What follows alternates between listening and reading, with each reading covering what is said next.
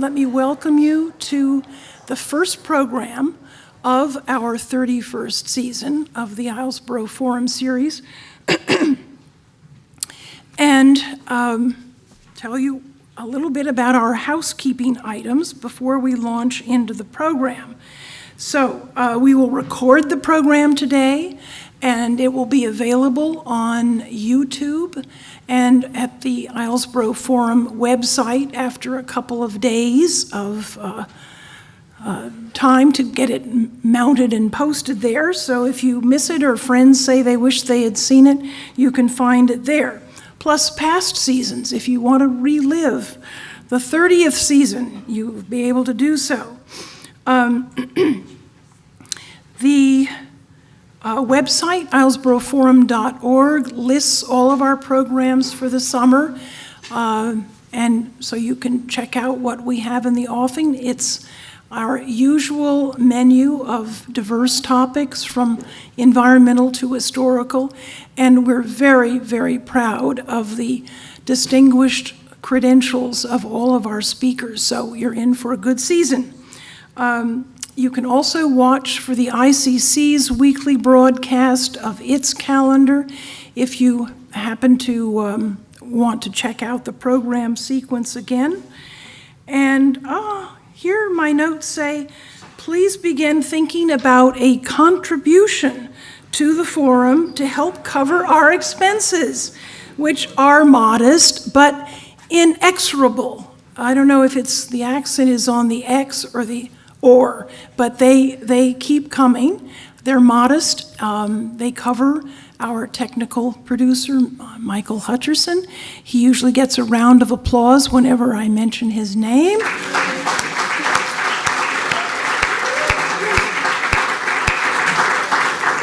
There, that was a very warm round. I trust Michael was pleased to hear it.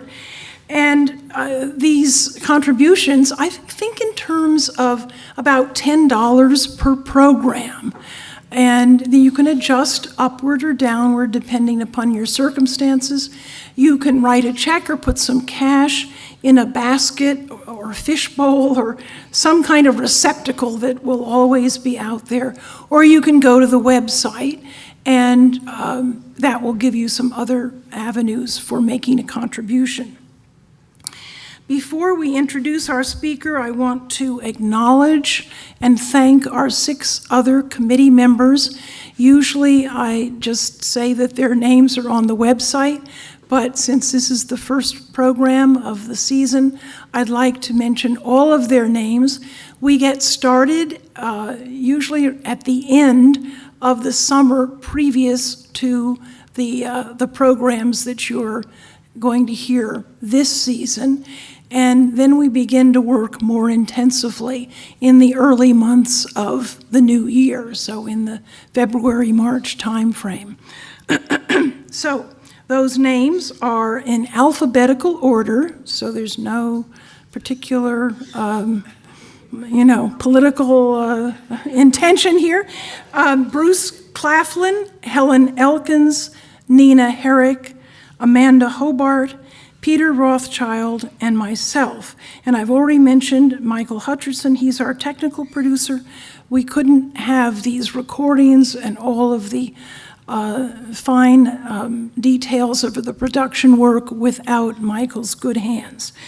A special shout out to Amanda Hobart, who serves as the treasurer, and she handles the lion's share of the publicity that you find around the island and that is prepared for the ICC bulletin. So Amanda is a very loyal and faithful contributor to the forum's existence. Our format tonight will be to hear remarks from our speaker, Peter Tirschwell, who is an expert on ocean shipping and the vulnerabilities in the ocean-based supply chain that led to the crippling backups and delivery delays during the pandemic. Following his remarks, he will take questions, and I will ask Amanda Hobart to introduce Peter, as she is the person who arranged for him to be our speaker. Amanda, if you will come to the podium. Thank you.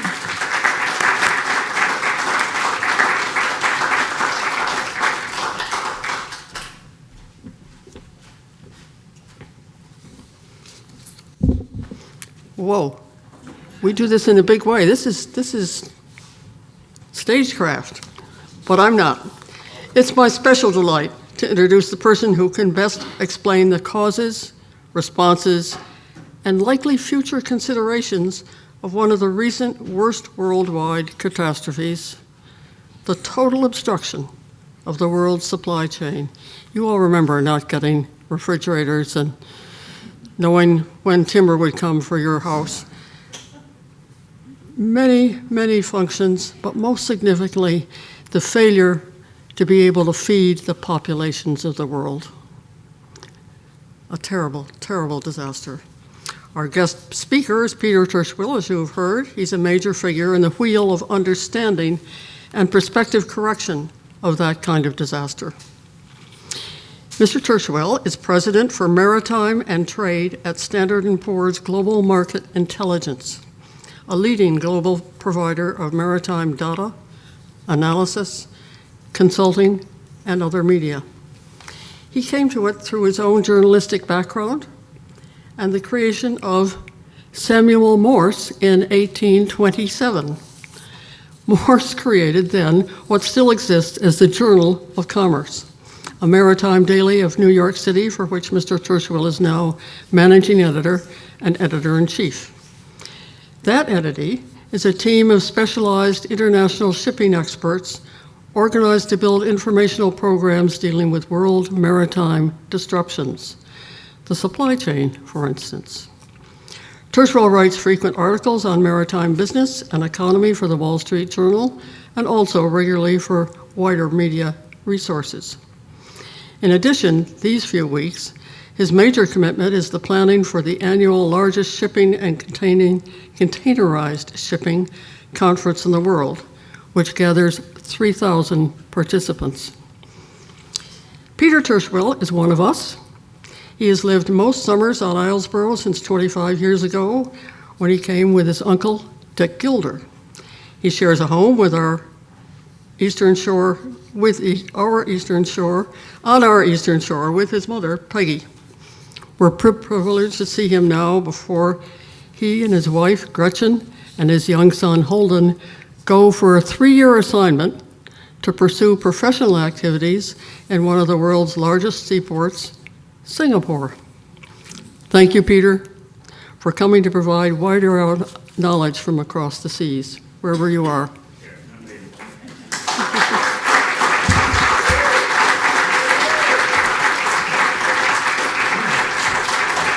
So, Amanda, thank you for that kind introduction, and Gail, and thank you to the committee of the forum for inviting me to be here with you. Thank you for mentioning my uncle, Dick Gilder. I have, and my family have, true gratitude towards him, because he's the reason why we're here and why we get to enjoy this wonderful island. And also my mother, Dick's sister. Great to see you here, Mother. So my mother takes a great interest in my writing and my work. So usually if you see your mother, she would say things like, well, you look pale, you're not getting enough to eat. You know, not in the case with my mother. She'll say things like, well, what's going on with the longshoremen? Why are the truckers upset? And I, of course, am obliged to answer and have a conversation, which I always do. I hope you feel that I do that, Mother. So, Amanda, I think that was a really great introduction, because it does get to the essence of what we're going to talk about today. So I'm going to share with you a lot of information, and I hope it's not too intensive a download. I'm going to share photos and charts and graphs and hopefully a video if it works, just to kind of give you an idea of what happened in regard to this great supply chain disruption that occurred completely as a result of COVID. Had the pandemic not happened, we would not be talking about this subject. So it falls into the category of those big picture, earth-changing ramifications of the first pandemic that we'd experienced as a planet in 100 years or thereabouts, similar to the remote work phenomenon or the huge advances in medicine that we've seen directly as a result of the pandemic. This falls into that category.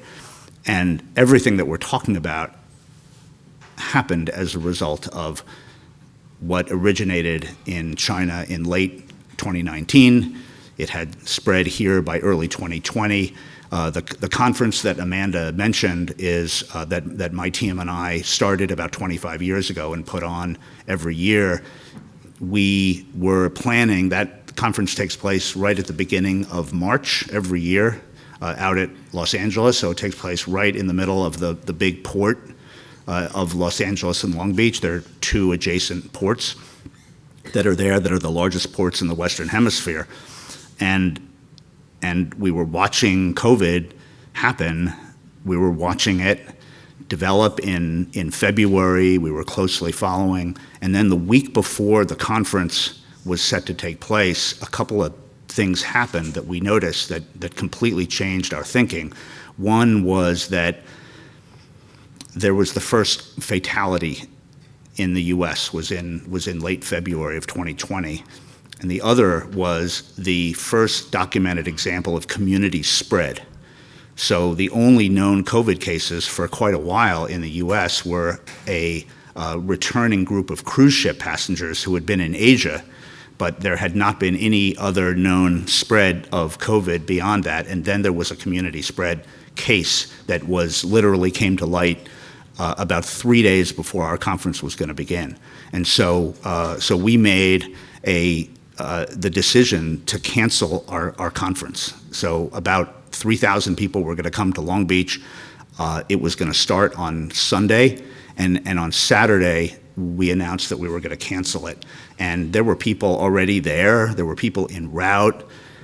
People were upset. They didn't, and it was a big, but we were very, I think, very satisfied and have always been very, very confident in that decision. But that's how quickly this all happened, and the impact of COVID on containerized supply chains was already starting by that point, actually, because China, if you recall, was a couple months ahead of us, and China is by far the largest source of containerized cargo coming into the United States. It's about 40% of all loaded containers that come into the country originate from mainland China or Hong Kong. And they were already experiencing impact in their factory production, in their ability to export, and very soon after it came to the United States, you saw really, really significant impact. You saw the ships leaving Asia 90% empty, and you saw the ocean container lines engage in the most massive removal of capacity that they had ever undertaken in all of the history of their industry. And as a result of that, they then were somewhat slow because we were staring into the abyss at that point. Nobody really knew. There was this tremendous sort of this heavy, thick, Maine pea soup fog had descended on the whole world in the sense that nobody had any idea what was going to happen next. And so nobody knew that manufacturing was going to drop off, but then it was going to take off like a bat out of hell, like it did. Nobody predicted that. I inquired within our company to some of the most eminent economists in the world. I go, can you tell me one person, one clairvoyant within the economics profession who actually saw that this was going to happen? And the answer was no, nobody saw it. And so I want to walk you through sort of the way it played out, what some of the ramifications were, and what it showed about and what it exposed about our port system here in this country, our ability to handle and process efficiently literally everything that we use in our daily lives, because to the extent that there has been manufacturing that that has been brought back to the U.S., so-called reshoring, nearshoring, it has tended to be very high-end, highly automated manufacturing, such as semiconductors and the like, all the things that we need for our kitchens, our homes, any reconstruction, renovation project, vast quantities. The vast majority of it is coming from overseas. Particularly Asia and most likely China, even though we're starting to see some diversification of sourcing occur. So I want to start by showing you who this gentleman is. So that guy is Malcolm McLean. Malcolm McLean is credited with triggering the containerized revolution. So before that ship, which was called the Ideal X, it was a converted World War II tanker that was built in 1944. Before that ship sailed from Newark in April of 1956 with, I'm not sure exactly, but like 30, 40 containers, something like that. This was Malcolm McLean's idea. He convinced the longshoremen to be willing to load those containers on the ship. That's the only reason why he was able to get the venture off the ground. There had never been a disruption since 1956. There had never been a disruption of the containerized supply chain anywhere close to what we saw. So the historic nature of what took place between 2020 and early this year, 2023, has no precedent going all the way back to the recognized founder of the container shipping revolution, Malcolm McLean. So the most graphic way to show how bad this got was the anchorage that took place and was formed off of Los Angeles Long Beach. So as I mentioned earlier, those two ports, they're two separate port authorities, but they're contiguous, and they're the largest container gateway or container port complex in the Western Hemisphere. At the height of the disruption, there were 109 container ships backed up off that port. And just by comparison, before this happened, there were no ships backed up.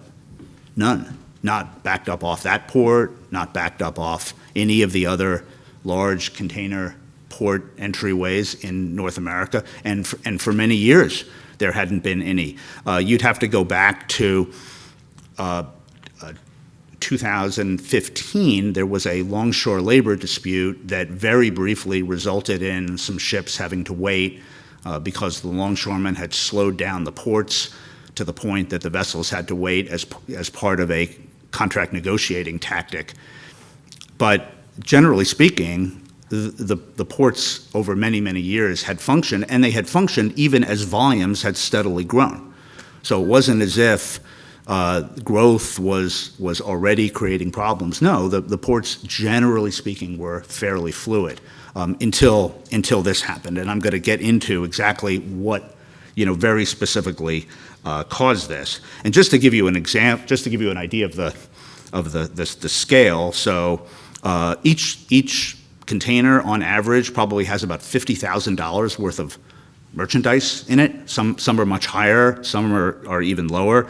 So each of those ships that you can see probably has anywhere between 100 and 400 million of cargo on it, depending on how big the vessel is. And so you're talking probably at the height, somewhere in the neighborhood of about $20 to $25 billion worth of goods sitting there waiting and idled.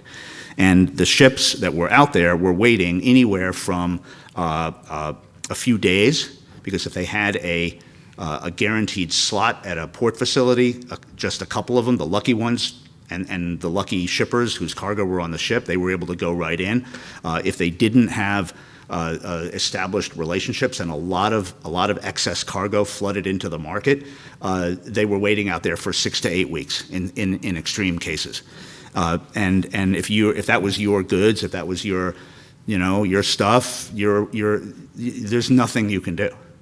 It doesn't matter how many phone calls, how many people you scream at, how many times you bang your fist on the table. There's nothing. Literally, you're totally powerless to do anything. And what happened? Some interesting things happened. So I'm going to get to this in just a moment. But what happened was, because there were so many ships that were idled, that was capacity that had been removed from the market. At the same time that the volume of goods, because of all of the COVID purchasing that we were all doing, all the home improvements, this massive shift in spending from services, from restaurants and travel and so forth into physical goods, caused a huge spike in containerized volume coming in from Asia. So typically you'd see a 3%, 4%, maybe on a really busy year, a 5% increase, a growth from year to year, starting in late 2020 when the volumes really started to kick in, through 2021 and 2022. The volumes were growing 20 to 25% over the course of that period.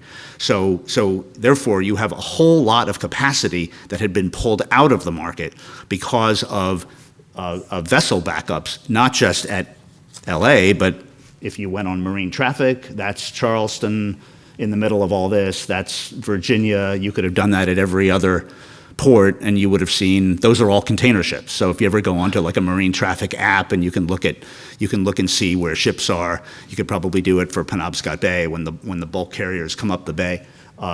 That's what you would have seen. So huge amounts of capacity were removed from the market. So therefore, any ship that could possibly be deployed to handle containers, because the container freight rate market is a commodity, has elements of a commodity market. So therefore, when there is a lack of supply and a huge amount of demand, the freight rates went through the roof. And so therefore, this ship, that's the same vessel, which is normally used. It's what's called a multi-purpose ship. Those are industrial windmill blades. That's what it's usually used for. That was what it was built for. But the heck with that. If we can get $20,000 per container, we're going to carry containers. And that's exactly what they did. And that's, you can see that ship right in the middle of Hamburg port. That's the Hamburg, new Hamburg. Now, that's relatively new. It's not as new as it was, but that was the beautiful opera house that they built. That's how you know it's Hamburg.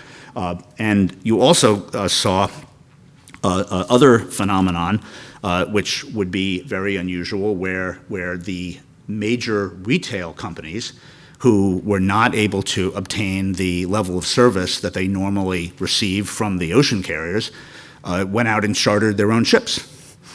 So Walmart did it, Home Depot, Costco, Target, and interestingly enough, none of them had any idea how quickly this was all going to get reversed, because starting mid last year, all of this massive disruption of the supply chain cleared out very quickly because the volumes dropped. And when the volumes dropped, the cargo all started to move, and there was the capacity on the normal vessels and the normal services freed up. And so it was sort of interesting to notice that Costco took a $93 million charge against earnings late last year to cover the cost of the ships that they had chartered that very quickly they no longer needed. So just to keep going, one of the things that you see here, and I apologize, so I will try my best to explain what some of these charts are showing you, but this is vessel reliability. So this is, you can see what happens. So reliability is the ship shows up when it's supposed to, within a day or so. And you can see that reliability collapsed. But the reason why I have that red circle there is to show you a theme that is going to crop up a couple of times here this afternoon, which is that the U.S. ports significantly underperform ports around the world. Our ports are not nearly as efficient. They don't handle nearly as much cargo within a certain period of time as you will see in Europe, or especially as you would see in Asia. And that is one indication of it, because the schedule reliability was much worse here in North America than it was elsewhere in the world.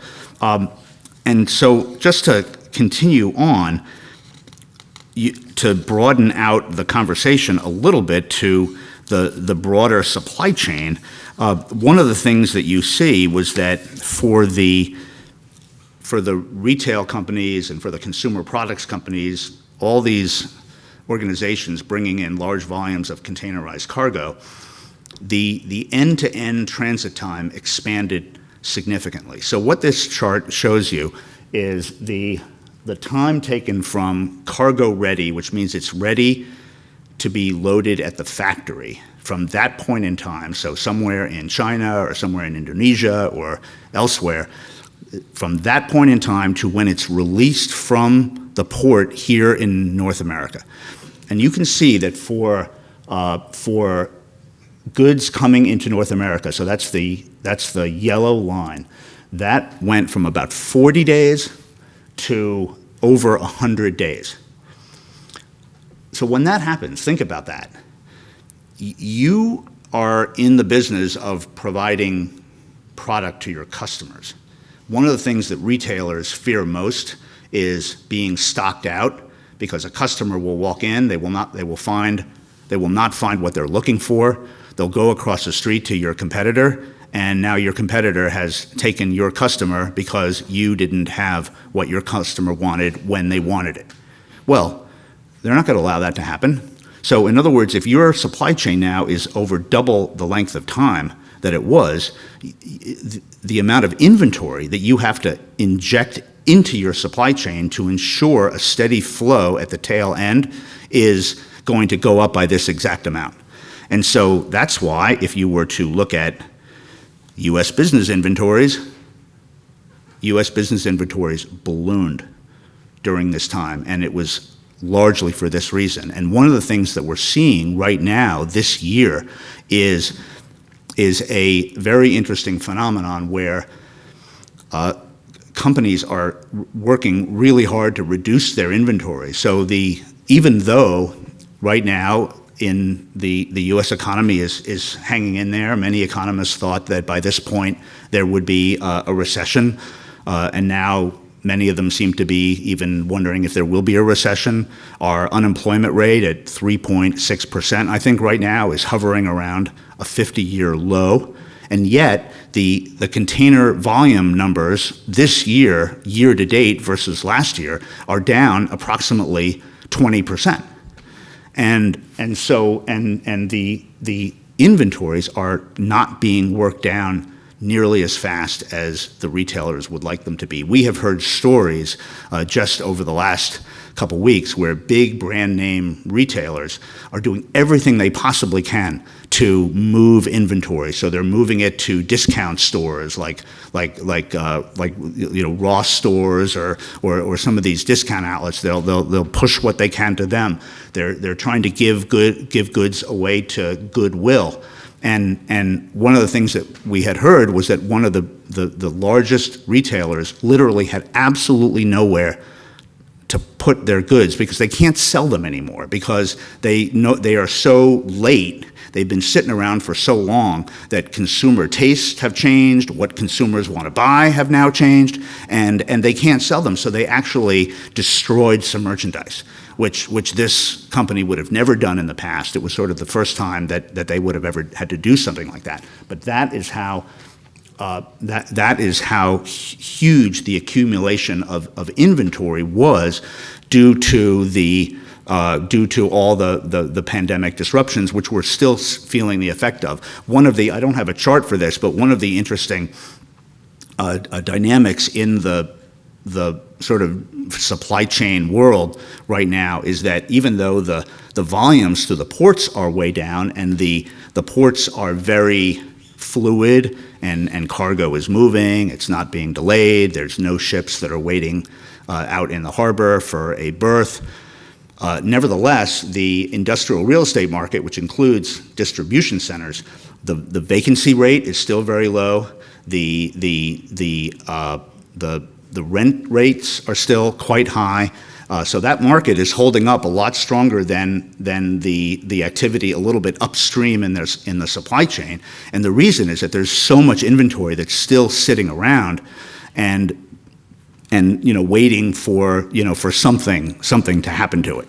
So one of the things also that we saw was, and this is predictable, was that there were significant financial ramifications for so many importing companies, and this was just a few of the comments that were made in earnings calls. So in my business, we comb through earnings calls. We're really interested in anything that these companies are saying related to their supply chain. And for many years, it was really slim pickings. They would very rarely would they talk about any supply chain impact having some material impact on their financials, such that they need to report it and talk about it in an earnings call. Well, they were talking about it pretty much every day. So here's where things are going to start to get interesting, because you've got a number of things that are underway. So I want to go back, actually, just for a moment. We're going to get to him in a moment. I hope it works. So that, right there, the 2022 midterms are coming up. And you have got a number of things happening that are beginning to be of concern to the White House. So a surge of cargo, that's not necessarily a big deal. A lot of idle vessel capacity, fair enough.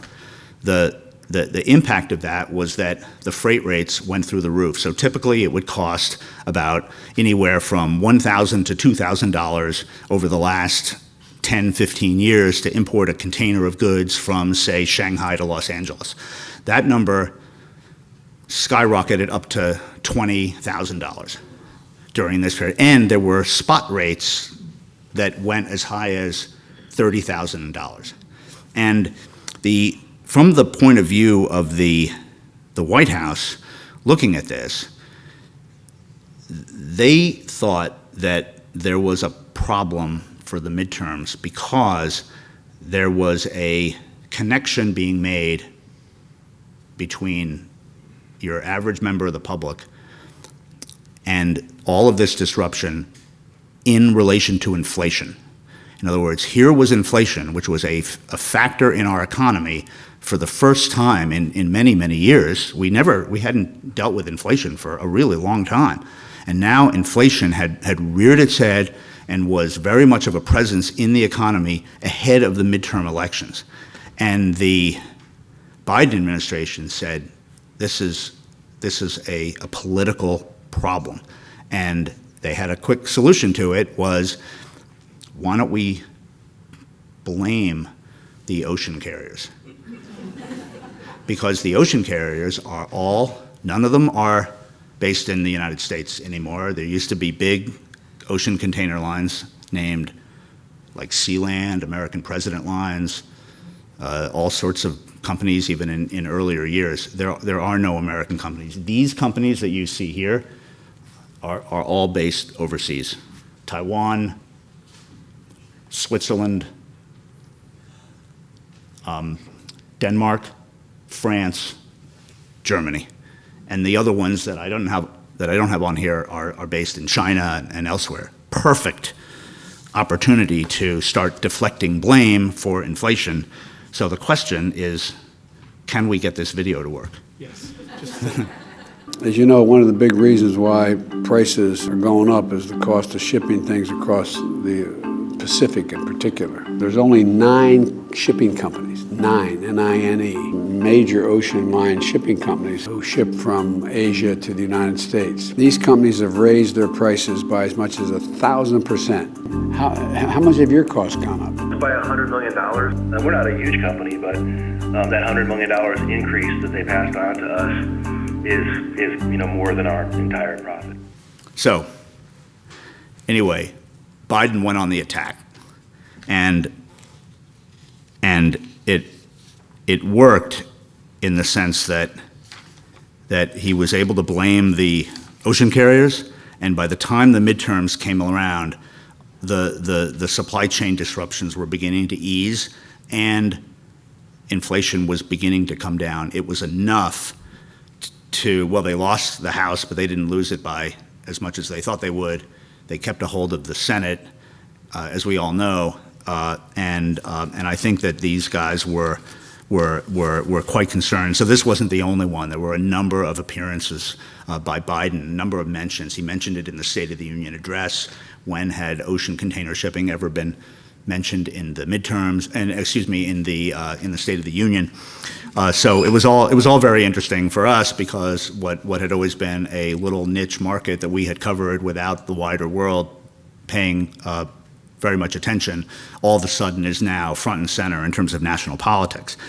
So I want to talk now. So that was politics, and that was political theater, and I want to just get into a little bit more depth in terms of what actually happened. So what caused that backup of 109 ships? What caused all those other ports to have ships being out at anchor?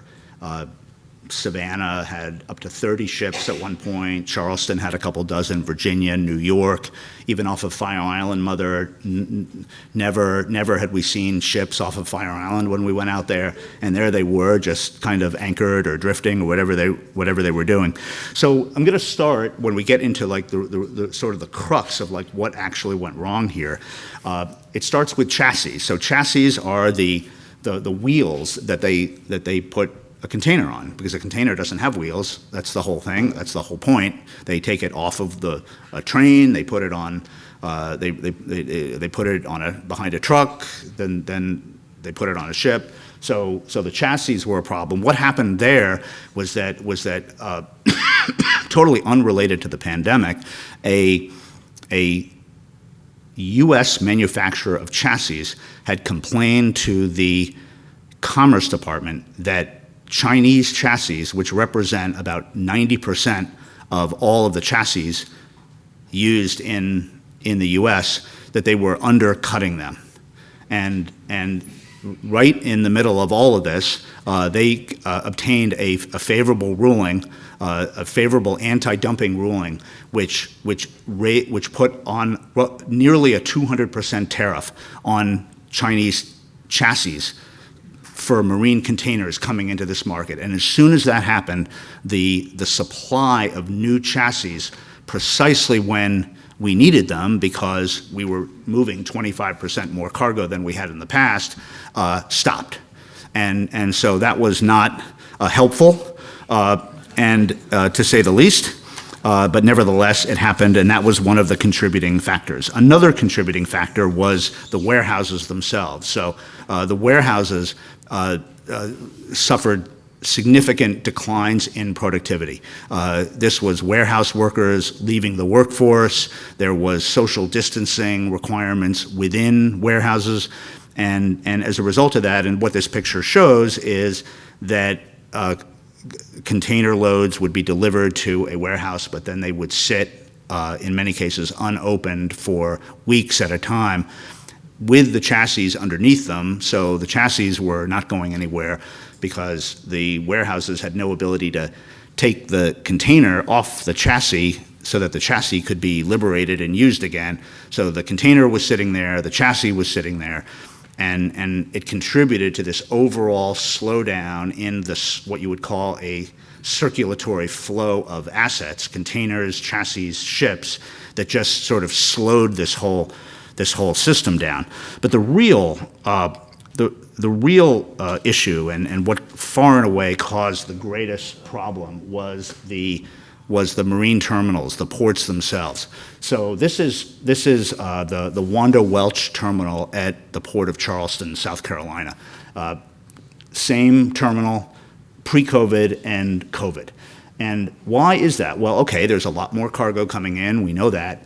But why this became such a problem is that there is and has long been a disconnect between when containerized cargo arrives and when it's needed by the importer, whether it's a retailer or some other company. And so typically what they do is they leave it on the terminal. They leave it there until they need it. And normally that is not a very big problem, although it can be occasionally a problem. This time it became a huge problem because so much goods were coming in, and the biggest retailers, because they are importing literally hundreds of thousands of containers annually in some cases, they have leverage over the ocean carriers and they have leverage over the ports to say that my deal is going to be that my containers, once they get unloaded off the ship, can stay there for 3 weeks if I need them, or a month. And everybody agrees to that because they're such a big customer and they control so much cargo. And when that happens, when the number of containers builds up within the port, what it effectively means is the overall productivity of the facility slows down. And the reason why it slows down specifically is because when a truck shows up to pick up the container, how many times does that container have to get moved and shuttled around, and how many were stacked on top of it that then have to be moved in order for that particular one to be made available to the trucker? So when that happens in mass, it slows the whole process down. And you can see that in this chart here. So this chart is, and here we're going back to Los Angeles, Long Beach. You can see that the container, the dwell time, the length that the containers were sitting on the terminal went up significantly. And the yellow is, that's containers that have been taken off the ship and are destined for a railroad move to somewhere in the Midwest. The railroads were a complete catastrophe during COVID, and you can see because the same thing happened, because once they delivered containers to a rail facility in Chicago, it was the same style, the same type of backup that occurred there as was occurring at the port itself, and that's why the railroads were a complete fiasco, and you can see it in those numbers. So just to give you a sense of what a marine terminal looks like when it is completely packed. So a longshoreman friend of mine took these pictures from the top of a crane. That first row of containers that you can see on the left, and it's that first row on the right, that is the staging area for the ship. So that's where they are located, where they're mounted before they're loaded or immediately after being unloaded. And that is what a completely full container terminal looks like. That is right there. That was at the height of the disruption, where there's no extra space whatsoever. And here's what happens. Okay, when there's no space on the terminal, the pace of loading and unloading slows. So the number of containers that can be lifted on or off a ship when the facility is chock-a-block goes down. And so you can see here that the yellow is the berth moves per hour, and this is data that my team developed over about 12 years. It took us to build this database, but this database actually compares the number of container lifts per hour at every port in the world, and it was actually it was the first time that ports around the world could be compared on a performance basis versus just a volume basis. And you can see, so the moves per hour declined, but then what What went up was how long the ships had to stay there. Because if the ships are being worked more slowly, it's going to take it longer to fully load and unload the ship. That means it's staying at berth for longer, and if you're driving around New York City at night, you're trying to find a parking spot because there's no parking spots and you're waiting for somebody to pull out and only then can you park your car. It's pretty much exactly the same thing. That's fundamentally why all those ships had to wait, was because the berth activity at the berth, because the terminals were chock-a-block, because the cargo was waiting there for too long before it was being picked up. And of course, the Biden people, and that's why you saw the number of ships offshore decline. But now we're going to go take a brief sojourn back into the political world. The Biden people said, no problem. How complicated can this be? You people clearly have no idea what you're doing. We're going to solve this problem. So they devised an idea. Now, forget the fact that this idea has been around for many, many years, if not decades, which is open the ports at night. The ports are not open at night currently. So if you open the ports at night, that could open up about maybe 40% of unused gate time for trucks to come in and out. Perfect. That'll solve the problem overnight, right? So this announcement happened in October 13th, 2021. They got UPS, FedEx, Walmart, Home Depot, some of the other big, the really big users of the port, and they said, guess what? We're going to make an announcement tomorrow, and we're going to say that the ports are going to be open 24/7, and we need you to say that you're on board with this idea. And they were like, Mr. Commander-in-Chief, whatever you say. And the announcement went out, and the announcement was made, and literally everybody in the industry knew, right from the moment they saw it, that this was the most preposterous thing anybody had ever seen, and that there's no way that it would work. Because here's what happens when the ports are opened up at night. That is a picture of the gate. How many trucks do you see there? 1, 2, 3, 4. Usually on a busy day, every one of those lanes is completely backed up, all the way back into the street. And this is the reality of how the industry works, is that in this country, we are a country that works during the day. We don't work at night. None of the big warehouse operators, big retail companies keep their facilities open at night because they don't want to pay the amount that is required to keep them open and to have warehouse workers.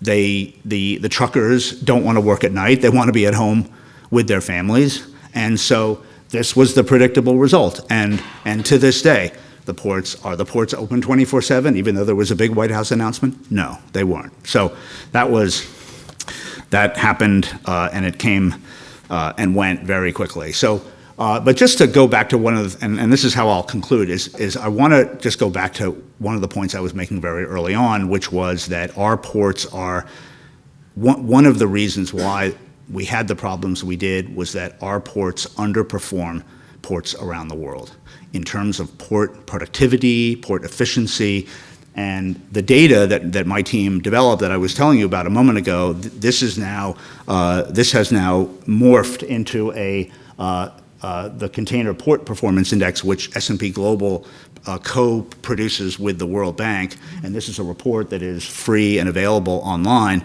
Of the top 50 ports in the world, 2 of them are in the United States. That's it. And of the top 100, I think the number is 5. There's 5 ports, and Wilmington, North Carolina, is a very good port.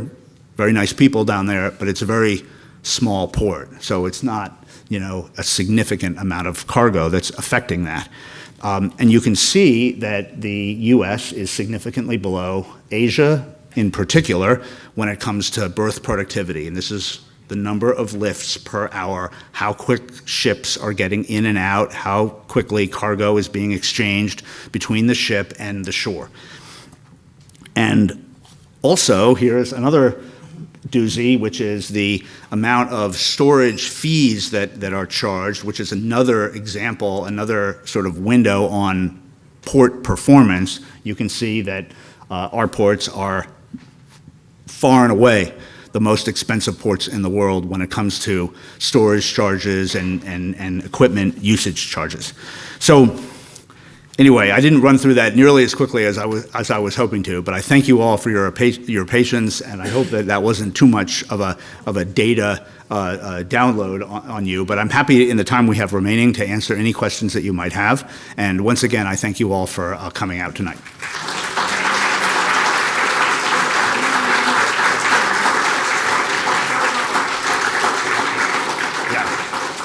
Please. Are the costs affected by our unions? Yes. Labor costs? Yes. Our longshore labor costs are the highest in the world. And they have successfully negotiated those through very hard-nosed negotiating tactics, including slowing down the ports in order to achieve their objectives. Yes, please. A lot of companies had efficient supply chains, but they weren't resilient. They're moving to resilience. How's that going to affect shipping? So one of the big lessons for a lot of big companies was that supply chains are now very fragile, and they require resilience. That is not simply a plan that sits on a shelf somewhere. And so you're starting to see some of the long-term ramifications. So one of the things that we're seeing, just as an example, is an accelerated, and this is where, because it's not as if COVID is the only risk factor, now you have geopolitics, which is a risk factor in supply chains, which was never the case before, or if it was the case, it wasn't really acknowledged.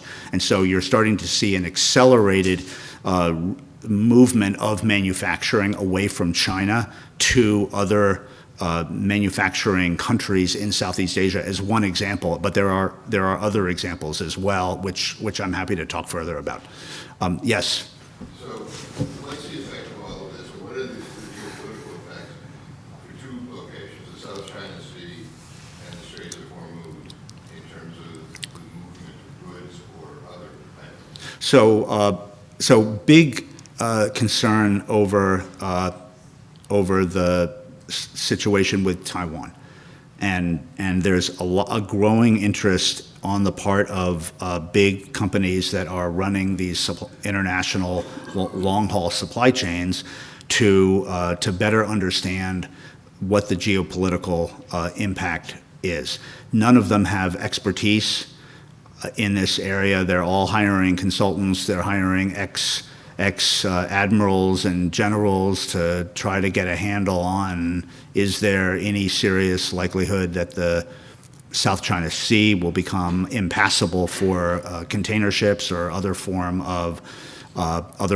of vessels. At our conference, we never had anybody like that come and speak to us in 25 years, and then we had Petraeus was our keynote speaker this past year, and the basic question to Petraeus was, what do you tell all these people? Like, to what degree do they need to be concerned about this? To what degree do they need to pick up and, engage in this very hard, very costly work to reorganize their supply chains to account for geopolitical risk? So it's very much front and center in a bigger way. Yes?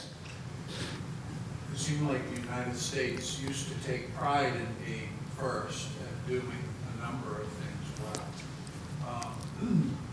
Do you know what the effects of unions are on the ports of the United States, and are there unionized ports that are top performers?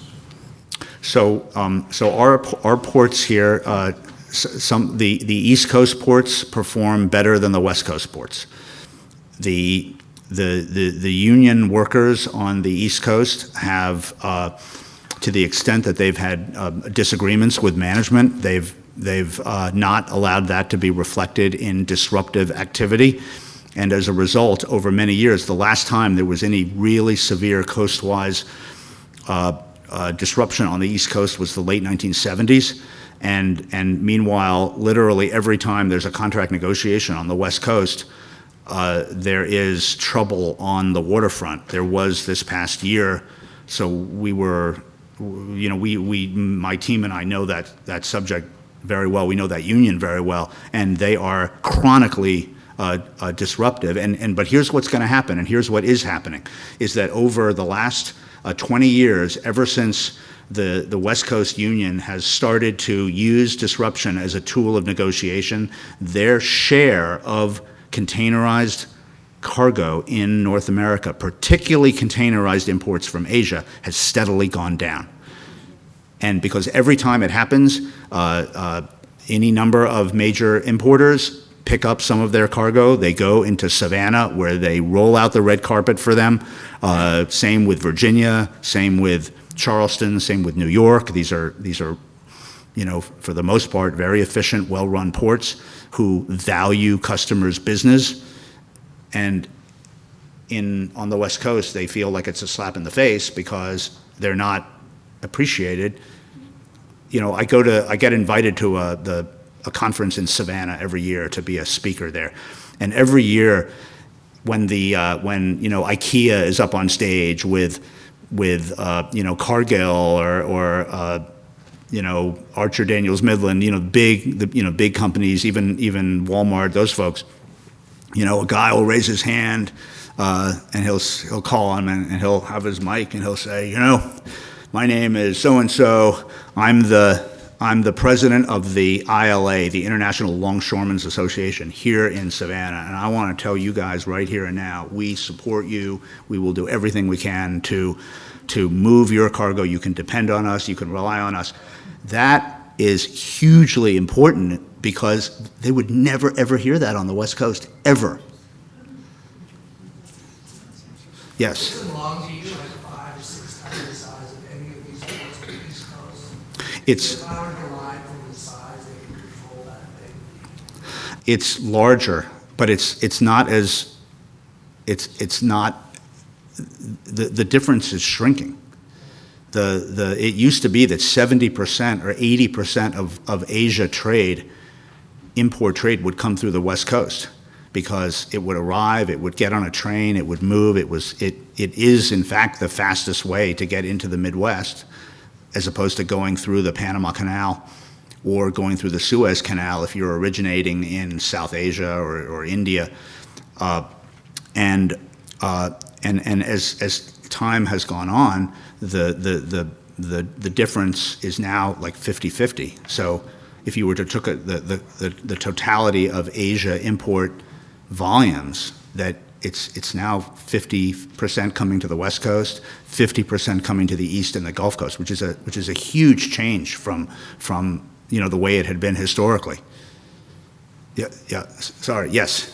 So, what are some things that need to be done or that are currently being done to prevent what we saw happen earlier? Great question. So so there has never been, one of the things that we lack in this country is any kind of national port strategy. The ports are run by states or they're run by cities, and they're fiercely independent, and they're happy to take the federal government's grant money to build things, but in terms of any sort of overall strict port strategy, they don't want any part of that because they think that the strategy is going to favor some other port over them, and they fear that might happen. However, there are some initiatives that are occurring. One of them has to do with data and transparency. So on an individual company basis, there are various and sundry logistics tools, technology tools that you can obtain that will give you so-called visibility to where your cargo is or what the status of it is. And that's all well and good, except for when your visibility tool tells you that your container is sitting on a ship anchored and there's nothing you can do. You know where it is, but you also know that there's nothing you can do to get a hold of it.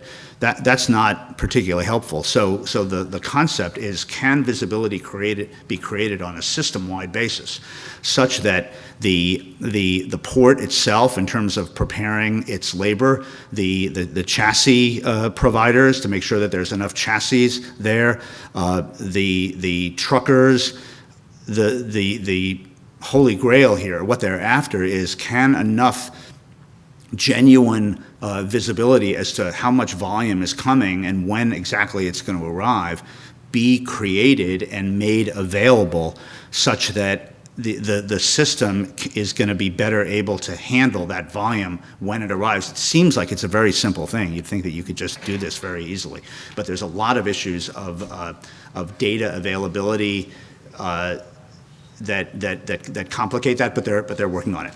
Peter, could we Yes. just hit the pause button for Yeah. a moment? I'm sorry, I realize that I'm already running look over. at the questions. So people should know that they can stay after. I think we need to bring the formal part to a close, but people can stay after and crowd around and attack you with questions. I'm thrilled. I've got some new cocktail conversation: birth productivity, Great. and dwell time. Let's use the dwell time. That's good. I love these Absolutely. terms. Yes. Right, true jargon. Right. Thank you so much for.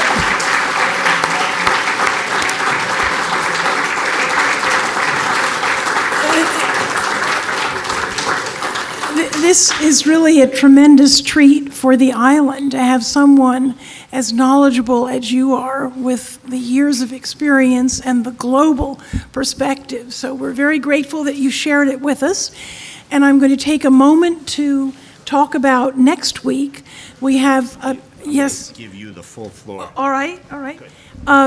We have Dr. David Reed-Miller, who is the head of the Climate Center of the Gulf of Maine Research Institute.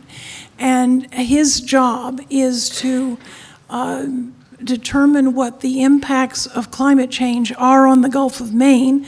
And I think probably all of you are aware that the Gulf of Maine is warming faster than most other bodies of water. So it should be a very important program. And he's also responsible for thinking up strategies for dealing with this faster warming. We have Peter Rothschild to thank for David Reed-Miller coming, so we look forward to seeing you at 5:30 next week, and 5:30 to 6:30. And please, Peter, I think I'm not indulging you too much to ask if you would stay for people who would like to ask some more questions. And have a good rest of your soggy evening. Thanks for coming.